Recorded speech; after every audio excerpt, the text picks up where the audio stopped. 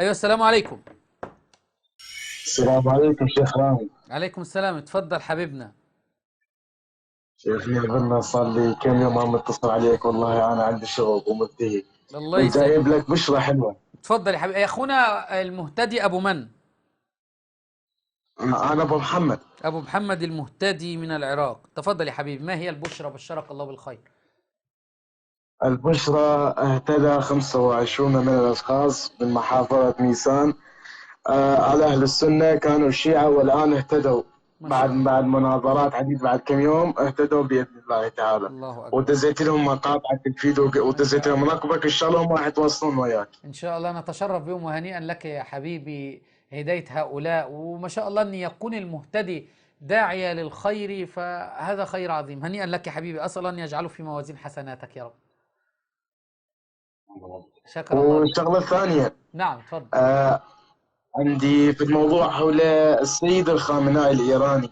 نعم. خل أعطيك معلومة يمكن أنت ما تعرفها. مهم. أنه الخامنائي موجودة، تقدر تبحث عنه جوجل، كان من الشذوذ.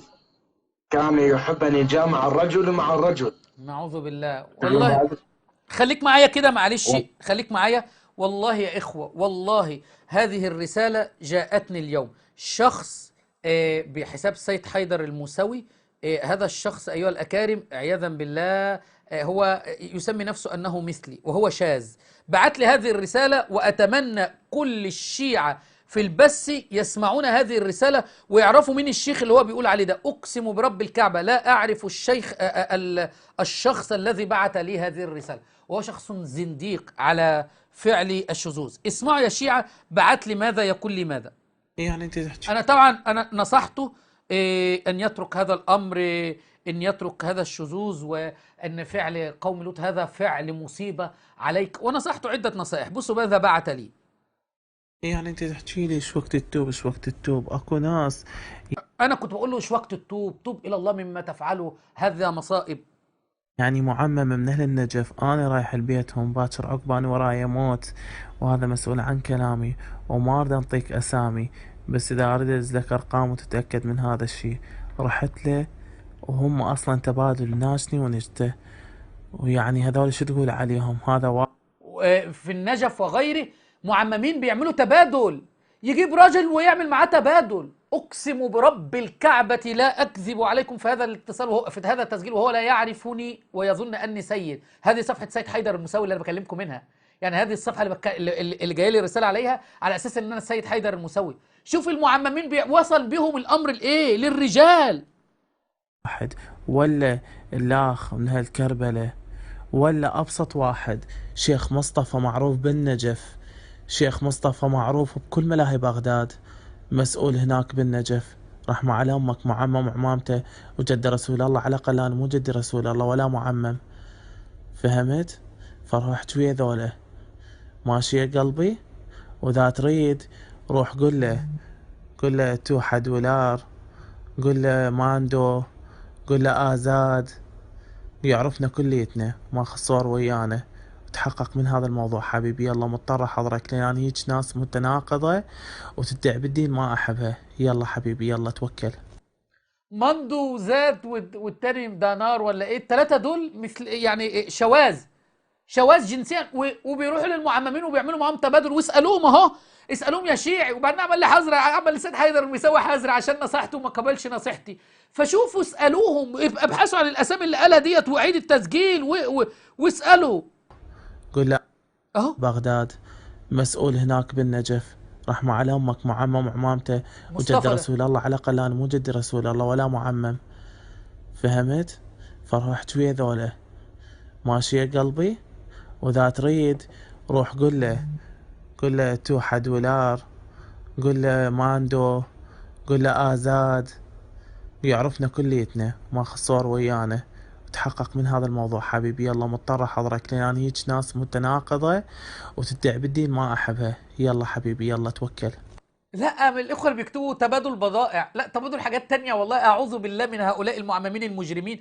فعشان كده والله ده حال المعممين. والله لا اعرف هذا الشخص. وصل الامر ان بيفعلوا في بعض. المعمم يروح يجيب ضحى توحة ايه مش عارف توحة ايه وزاد دوت ومندو مش عارف مندولا دوت. انتوا احفظوا الاسامي ديت واسمعوا التسجيل تاني وروحوا اسالوا المعمم مصطفى اللي في النجف ده. تسمعنا اخونا المهتدي ابو محمد قفل ابو محمد الله شكله استحى ابو محمد. فشفتم يا اخوه الامر وصل بهؤلاء الزنادقه لماذا؟ دول الطاعنين في عرض النبي محمد صلى الله عليه وسلم، هؤلاء هم الطاعنون في زوجات النبي محمد صلى الله عليه وسلم. بيفعل بينهم ماذا؟ المعمم وعمامة سودة، ولا أنا من آل البيت، أنا سيدي محمد، أنا جدي محمد، أنا سيد جدي محمد، علشان ياخد المعمم ويروح بيه عياذا بالله. شفتوا وصل الأمر لماذا؟ السلام عليكم. نعم شيخ. سمعت يا حبيبي المعمم؟ اي نعم سمعته. سمعت يا محمد؟ ده ولد زنديق وعنده شذوذ وبيروح للمعممين يعملوا تبادل حاجات. اعوذ بالله اعوذ بالله. شفت المعممين عندكم اخويا محمد المهتدي؟ اي والله الحمد لله على الهدايه. وايضا انطيك معلومه عن الشيخ علاء المهدوي، عنده قناه على التليجرام. معروف علاء بسكليت. معروف علاء بسكليت. نعم عنده قناه على التليجرام، يقول على اساس هو يسوي بها محاضرات وحوزات علميه. فاكو بنت اكو بنات شو يسوي لهن؟